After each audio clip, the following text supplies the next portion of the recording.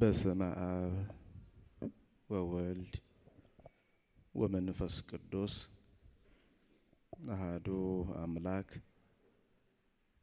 አሜን። የተከበራችሁ አባቶቼ ካህናት፣ በአገልግሎት የምትመስሉኝ ወንድሞቼ ዲያቆናት፣ በዛሬው ዕለት በዚህ ስፍራ ላይ የተገኛችሁ የእግዚአብሔር ቤተሰቦች ሁላችሁም እንደምን ዋላችሁ? እንደምን ዋላችሁ? ኧረ እንደምን ዋላችሁ? ያለፈውን በደላችንን ሳይመለከት መመለሳችንን በመጠባበቅ ሕይወትን የሰጠን አምላካችን እግዚአብሔር ስሙ ለዘላለሙ የተመሰገነ ይሁንልን። አትለይምና እናቱ እናታችን ጌታን ያየንባት መስታወታችን ከሚያስፈራው ጨለማ የተሻገርንባት ድልድያችን የሐዲሱ ኪዳን ኪሩብ የወልደ እግዚአብሔር እናት የኛም እናት እናታችን ቅድስት ድንግል ማርያም እሷም ክብር ምስጋና ይግባት። እንግዲህ ዛሬ ወንድማችን የአገልግሎት አጋራችን እግዚአብሔር በሰጠው ጸጋ የዝማሬ ሲዲን አልበም በማዘጋጀት ሁላችን እንድንሰባሰብ ምክንያት ሆኖናልና ለርሱ እንኳን ደስ አለ ብላችሁ አመስግኑልኝ።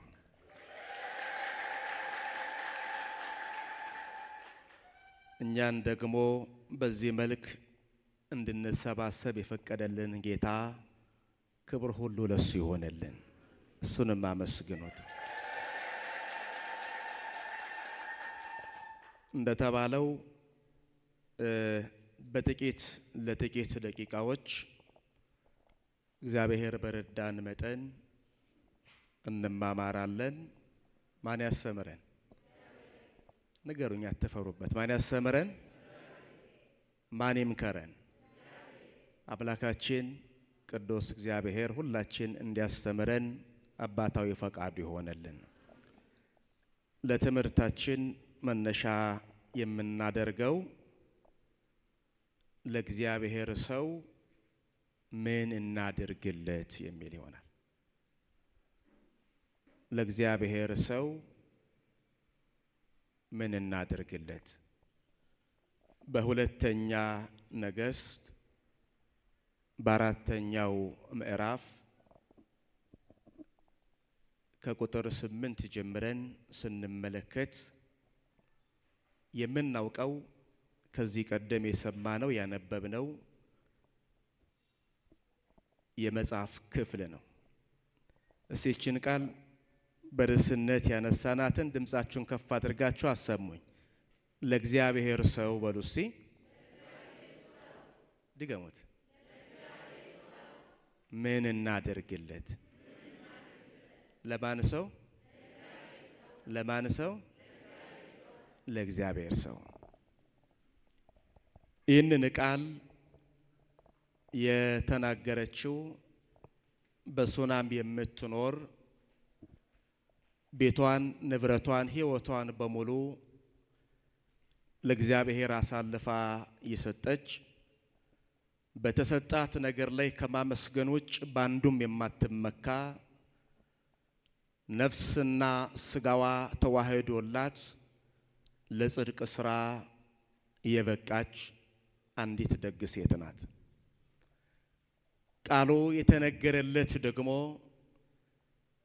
ከአባቱ ከአገልግሎት መምህሩ ከአስተማሪው በእግዚአብሔር ፈቃድና በእግዚአብሔር ምርጫ ተመርጦ የመምህሩን የነብዩን የኤልያስን ስራ ለሚሰራው ለኤልሳ ለደገኛው ነብይ በቀርሜሎስ ተራራ ላይ ኑሮውን ላደረገ ለርሱ የተነገረ ቃል ነው። የቃሉ ባለቤት የአባቶቻችን አምላክ ቅዱስ እግዚአብሔር በቸርነቱ ይሄንን ምስጢር ገልጦ ሁላችን እንዲያስተምረን ፈቃዱ ይሆነልን። እንግዲህ ይሄን የመጽሐፍ ክፍል ስንመለከት በዋናነት ይሄንን ርዕስ ለዛሬ የመረጥኩበት ምክንያት ስላለኝ ነው። በዚህ ዘመን በነፍሳቸው ተወራርደው እግዚአብሔርን እያገለገሉ ከሚገኙት አገልጋዮች መካከል ዘማሪያን የሚጠቀሱ ናቸው። እንደ ቤተ ክርስቲያናችን ትምህርትና አስተምሮ ዝማሬ በቤተ ክርስቲያን ሕይወት ውስጥ ከፍተኛ ድርሻ የሚይዝ ነው። ሥርዓተ አምልኳችን በዜማ ለእግዚአብሔር የምናቀርበው ምስጋና ነው። በወንጌል በአውደ ምሕረቱ የምንሰብከው ወንጌል በዜማ ተቀይሶና ተመክሮ ተቃኝቶ ለእግዚአብሔር የምናቀርበው የአንደበታችን መስዋዕት ነው። መምህራኑ ቤተ ክርስቲያን ቦታ ሰጥታቸው ድርጎም ሰፍራላቸው እያገለገሉ እየተገለገሉ ይገኛል። ዘማሪያኑ ግን እንደ መምህራኑ እድል አግኝተው በቤተ ክርስቲያን ውስጥ ተቀጥረው የሚያገለግሉበት መድረክ የለም።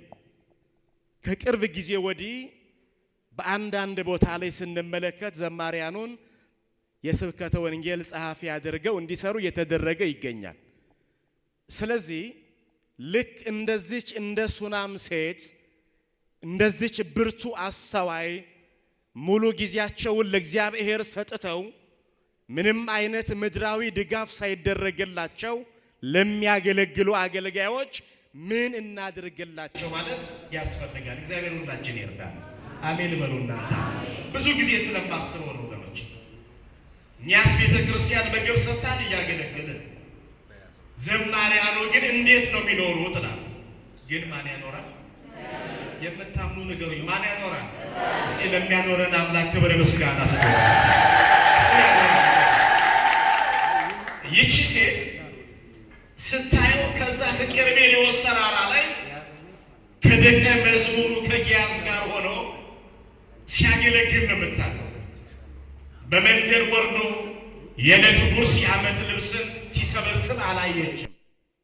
ደግነቱን ታውቃለች፣ አገልግሎቱን ታውቃለች። የሚሰራውን በሱ እጅ ላይ የሚደረገውን ገቢረ ተአምር ትመለከታለች። ከዛን ወደ ልቧ ተመልሳ ወደ ቤቷ መጣችና ባሏ እንዲህ አለችው፣ በዛ ተራራ ላይ በዛ ሸለቆ ላይ የሚኖረው ለእግዚአብሔር ሰው በዚህ ሲያልፍ አየዋለሁ፣ ሲወጣም ሲወርድም እመለከተዋለሁ። የቃሉ በረከት ለሕይወታችን መድኃኒት ነው፣ ለጤናችን ደግሞ ሰላም ነው። ስለዚህ የእግዚአብሔር ሰው በዚህ ያለፋል ይወጣልና ምን እናድርግለት ብላ ጠየቀችው። ባሏም እንደሷ ለእግዚአብሔር ቃል ልቡ ቅርብ የሆነ ሕይወቱም ለእግዚአብሔር ቃል የተስማማ በመሆኑ እሷ የፈቀደችውን እንድታደርግ ፈቀደላት ይላል። የሚያርፍበት ቤት እንስራለት አለች። ምን እንስራለት? ነገሩ ምን እንስራለት? ምን የሚልበት? መኖሪያው የነብዩ ኤልሳ ቄርሜሎስ የሚባል ተራራ ነው። በዛ ከተማ ግን ሲያልፍ አርፎ መሄድ ስለሚገባው ቤት እንስራለት አለች። ደግሞ መጻሕፍቱን የሚያስቀምጥበት ጸሎት ሲያደርስ ደግሞ እንዳይቸገር መቅረዙን መብራቱን ሁሉን ነገር እናሟላለት አለች። በዚህ ቃል ባለቤቷ ተስማማ። የዘንድሮ ባልና ሚስቶች ለደግ ጉዳይ ይስማሙ ይሆን? ካልተስማሙ እግዚአብሔር ያስማማልን፣ ከተስማሙ ደግሞ ተስማምቶ እንዲዘልቁ ያደርግልን። አሜን በሉ እናንተ። እሺ ያለ እሱ ቤቱም ይሰራ የሚያስፈልገውም ነገር ይደረግ ብሎ ወሰነ። የእግዚአብሔርም ሰው ከዛች ቀን ጀምሮ በዛ ቤት መኖር ጀመረ። ደግነቷን አየ፣ መልካምነቷን ተመለከተ። በሱ ሕይወት ውስጥ የምታደርገውን የምታቀርበውን ነገር ሁሉ አየ። ከዛን ደቀ መዝሙሩን ጠራና ለዚህ ሴት ምን እናደርግላት ደግሞ አለ በተራው። አያችሁ፣ ለእግዚአብሔር ሰው በጎ ነገር ስናደርግ ምላሽ አለው፣ ብድራት አለው።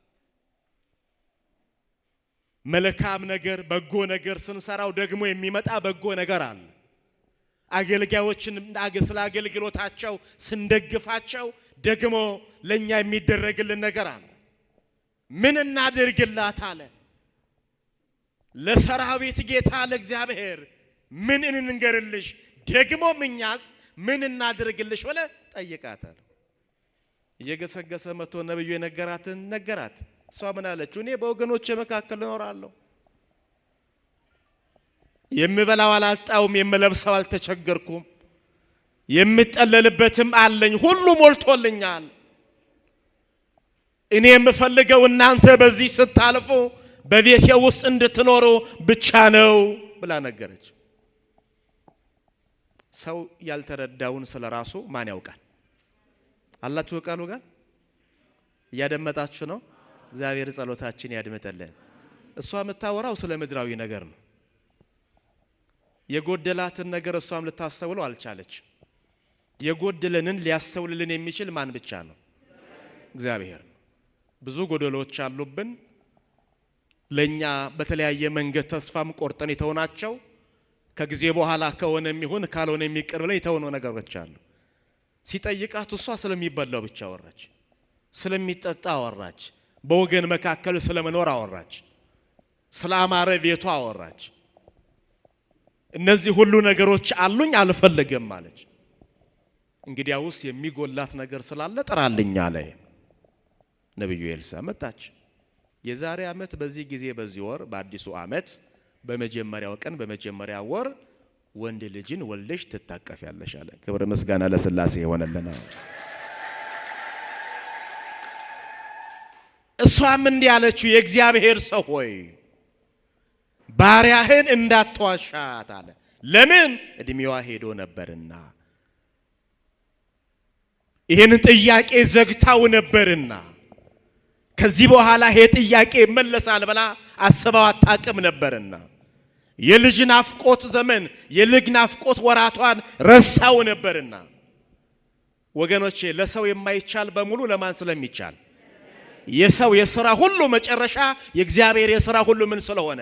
መጀመሪያ ስለሆነ በኔ ዘንድ አብቅቷል የለም ከዚህ በኋላ የምንለውን ነገር ዘመንን መቀየር ታሪክን ማደስ ማን ይቻለዋል? ለሚቻለው ጌታ ምስጋና ስጡት። እስቲ ስሙ የተመሰገነ ይሁንልና። እንዳትዋሻት ባሪያህን አለችው። እውነቷን ነው የምታወራው። ብዙ ጊዜ ለምናው ብዙ ጊዜ ጠይቃ ያልሆነላት ነገር ነው። ግን የእግዚአብሔር ጊዜ ደረሰ። ወሩም መጣ፣ ዓመቱም አለፈ፣ ቀኑም ደረሰ፣ ዘመኑም ተቀየረ። ወንድ ልጅን ወልዳ በቅፏ ለመያዝ በቃችላል። ክብር ሁሉ ለስሙ ይሁንና ለእግዚአብሔር ሰው ምን ብላ ስለነበረ? ምን እናድርግለት ብላ ስለነበረ ለእግዚአብሔር ሰው ምን እናድርግላት ብላ ከባሏ ጋር መክራ እግዚአብሔር በነብዩ በኤልሳ በኩል ልጅን ሰጣት። ይችላል አይችልም? የኛ ጌታ እግዚአብሔር ከቻለ መስግኑታ። ስለዚህም ትምህርቱን በዚህ ላይ እንቋጨው። የእግዚአብሔር ቤተሰቦች ዛሬ በዚህ ዕለት ሁላችን የተሰባሰብንበት ዋነኛው ምክንያት የወንድማችን ስሙን ንገሩኝ። አልሰማሁኝም። አራት ተፈሩበት ወንድማችሁን ከፍ አድርጉና ስሙን ጥሩ። ማን ማን ምን ብላችሁ መጣችሁ?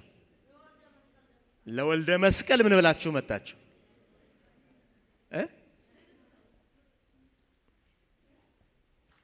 ምን እናርግ ብላችሁ መጣችሁ?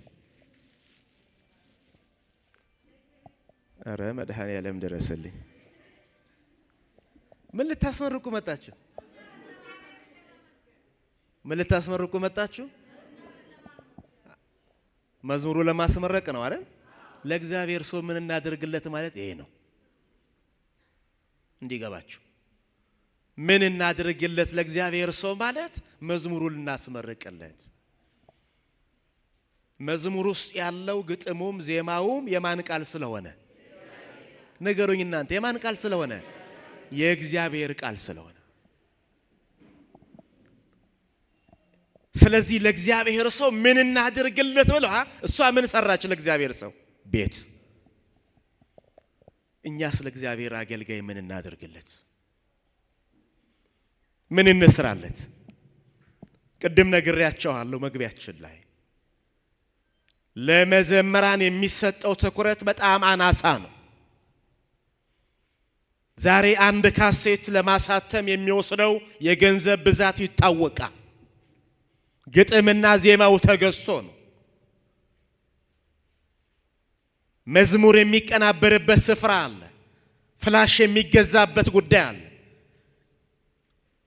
እግዚአብሔር እድሜውን፣ ጸጋውን፣ ጥበቡን ሰጥቷቸው በግላቸው የግላቸውን ኃላፊነት እየተወጡ ላሉ መዘምራን እኔ ትልቅ ክብር አለኝ። የትኛውም አይነት ድጋፍ ሳናደርግላቸው እኮ ነው። የትኛውም አይነት ወርሃዊ ክፍያ ሳናዘጋጅላቸው ከኪሳቸው ገንዘብ አውጥተው በዝማሬ በመላ ዓለም እግዚአብሔርን የሚያመልክ ቁጥር እንዲጨምር የሚያደርጉ ወንድሞች ረመስጋና ስጧቸው ባካችሁ።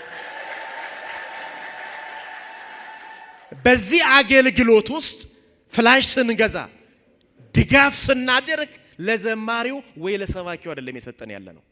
አገልግሎቱን እየደገፈን ያለ ነው። ቁጥር 1 ሰርቶ ከሆነ ምን ሰራለን ነው ንገሩኛ።